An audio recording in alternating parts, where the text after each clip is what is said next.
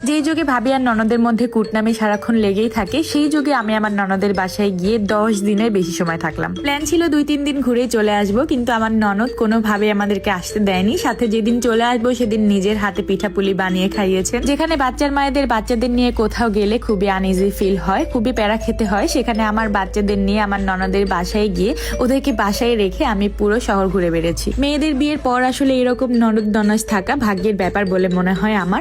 4টা ননাস আমার, মানে আমার হাজবেন্ডের 4 জনই বড় বোন, যার জন্য ননাস বলা হয়। যদিও আমাদের ওদিকে হাজবেন্ডের যদি কোনো বোন থাকে, সেটা ছোট বড় যাই হোক না কেন সবাইকেই ননদ বলা হয়। গাইজ, মাঝখানে একটু বলি, আজকে কিন্তু 20 তারিখ, আর মাত্র 2 দিন বাকি, মানে 22 তারিখ রাত 12টা পর্যন্ত যারা আমাদের এই 2টা প্রোডাক্ট কিনবেন তাদের মধ্যে একজন লাকি কাস্টমার কিন্তু পেয়ে যাবেন আইফোন 17 প্রো ম্যাক্স। পুরো 1 মাসের এই ক্যাম্পেইন কিন্তু আর মাত্র 2 দিন পরেই শেষ হতে চলেছে। সো 22 তারিখ রাত 12টা পর্যন্তই কিন্তু অর্ডার করতে পারবেন, যেখানে আমাদের 1400 টাকা দামের এই হেয়ার কম্বো পেয়ে যাবেন মাত্র 999 টাকায়। 22 তারিখ রাত 12টার পরে যারা অর্ডার করবেন তাদেরকে কিন্তু এই ক্যাম্পেইনের মধ্যে গণনায় ধরা হবে না, মানে লটারিতে তারা কিন্তু অংশগ্রহণ করতে পারবেন না। সো যারা লটারিতে অংশগ্রহণ করতে চান, আইফোন 17 প্রো ম্যাক্স জিতে নিতে চান, এমনকি আমাদের 1400 টাকা দামের এই হেয়ার কম্বোটা মাত্র 999 টাকায় পারচেস করতে চান, তাদের কিন্তু 22 তারিখ রাত 12টার মধ্যে অর্ডার করতে হবে। আমার নিজের হাতে বানানো 100% ল্যাব টেস্টেড বিএসটিআই অনুমোদিত কৃত এই প্রোডাক্ট নিয়ে আমি আর বেশি কথা বলবো না। পেজ কিন্তু উপরে ক্যাপশনে মেনশন করে দিয়েছি, আমার বিজনেস পেজ, সাথে হোয়াটসঅ্যাপ নাম্বার কমেন্ট বক্সে দিয়ে দিয়েছি। পেজে গিয়ে হাজার হাজার রিভিউ আছে, আপনারাই দেখে নেবেন। অর্ডার কনফার্ম করতে আর বেশি সময় নিয়েন না, কারণ রাত 12টার পরে কিন্তু অফার শেষ হয়ে যাবে। সো জলদি জলদি অর্ডার করে আসুন। সবাই অলরেডি জানেন যে আমার 4টা ননাস, সেটা আমি বারবারই ভিডিওতে বলেছি, বাট আমার 4টা ননাসের নাম বলা হয়নি। আমার সব থেকে বড় ননাসের নাম হচ্ছে লিপি,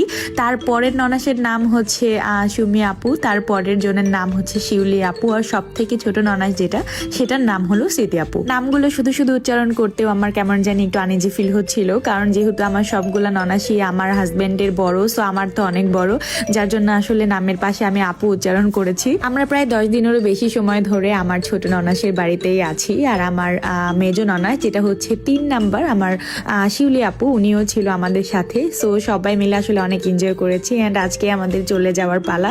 অনেক দিন তো থাকা হয়েছে, বিজনেসের পারপাসে তো আমাদেরকে বাসায় যেতেই হবে, না হলে হয়তো আরো অনেক দিন থাকাও হতো, যদি ওরা কেউই আমাদেরকে আসতে দিতে চাচ্ছিল না। তারপর আমার ননদেরা মিলে নিজের হাতে রান্না বাড়া করে পিঠা পুলি বানিয়ে আমাদেরকে খাইয়ে দিয়েছেন। আমার সাথে হচ্ছে আমার ননদের মেয়ে ছেলে ছিল, ওরাও আবার বিভিন্ন ধরনের খাবার বানিয়ে বানিয়ে একটু পরপরই নিয়ে আসতেছিল, যেমন পিৎজা, তারপর বিভিন্ন ধরনের ছোট ছোট পিঠা, বিভিন্ন ধরনের আইটেম। আসলে ওরা এত বেশি ফ্রেন্ডলি, আর ওরা এত বেশি আমাকে ভালোবাসে, আমাকে পছন্দ করে, যেটা আপনাদেরকে আসলে বোঝাতে পারবো না, সামনাসামনি দেখলে হয়তো বা বুঝতে পারতেন। সবকিছুর জন্য আলহামদুলিল্লাহ, কারণ বিয়ের পরে একটা মেয়ের শেষ ঠিকানা হয় তার শ্বশুর বাড়িতেই, আর সেই শ্বশুর বাড়ির মানুষগুলা যদি অন্যরকম হয়, মনের সাথে মন না মিলে বা অন্য ধরনের অন্য টাইপের হয়, তাহলে সেই মেয়ের মতো দুর্ভাগা কপাল আমার মনে হয় না কারোর আছে। আর যেই মেয়ে ভাগ্য করে একটা শ্বশুর বাড়ি পায়, বা শ্বশুর বাড়ির প্রত্যেকটা মানুষ তার নিজের মনের সাথে মনের মিল হয়ে যায়, তার মতো ভাগ্যবানও আর কেউ হয় না। যাই হোক, আজকের এই সবগুলা ভিডিও ক্লিপ ছিল আমরা যেদিন আপুদের বাসা থেকে চলে আসবো তার আগের দিনে। তো আপনাদের ভাইয়া ঢাকা গিয়েছিল, ওখান থেকে আমার ছোট ছেলের জন্য ওয়াকার নিয়ে এসেছে, যেহেতু বাবু আর কিছুদিন পরে হাঁটা শিখে যাবে, যার জন্য ওকে একটা বাসার মধ্যে যেন হাঁটাহাঁটি করতে পারে, যার জন্য এটা নিয়ে আসা। সাথে তার বড় ছেলের জন্য একটা গাড়ি নিয়ে আসছি, গাড়িটা এত বেশি সুন্দর কিউট ছিল, যেটা আমার মনে হচ্ছিল আমি নিয়ে খেলি। যদিও পরবর্তীতে গাড়ির প্রাইস শোনার পরে আমার মাথায় বাজ পড়ে, এইটুকু একটা গাড়ির দাম হচ্ছে 3500 টাকা। মানে ভাবা যায় আমার ছেলে মনে হয় এই গাড়িটা দিয়ে 2 দিনও খেলবো না, 2 দিন পরে ভেঙে ফেলবে। যাই হোক, তারপরেও আসলে বাবা মায়ের কাছে সন্তানের মুখের হাসিটাই সব থেকে বেশি বড়। আর আমার বড় ছেলেকে আপনি কোটি টাকা দামের পুতুল টুতুল নিয়ে আসা দিলেও সে একসেপ্ট করবে না, যতটা একসেপ্ট করবে সে 100 টাকা দামের একটা গাড়ি। ঠিক আছে, যেহেতু ছেলে বাবু, আসলে এটা হওয়ারই ছিল। এরপর সকাল থেকে আসলে সারাদিনই খাওয়া দাওয়ার উপরেই গেছে, যেমন মাংস, পোলাও, তারপর পিঠা পুলি। এরপরে আমার ননদের মেয়েরা পিৎজা বানায় নিয়ে আসলো, তারপরে একটু বাইরে গিয়েছিলাম, রেস্টুরেন্টে খাওয়া দাওয়া করে আসছি। অ্যান্ড রাতের বেলা আমার ননদের বড় মেয়েটা আবার বলতেছে যে মামানি কি খাবেন বলেন, চলেন হচ্ছে ডিমের যে একটা রেসিপি সেটা চলেন খাই। এরপরে আবার মজাদার একটা ডিম রেসিপি বানাইলো, যেটাতে শসা, তারপর পেঁয়াজ, মরিচ, ধনিয়া পাতা, দেন শুকনা মরিচ, সবকিছু মিলিয়ে একটা আচার, সবকিছু মিলিয়ে আসলে এত মজাদার একটা রেসিপি করেছিল।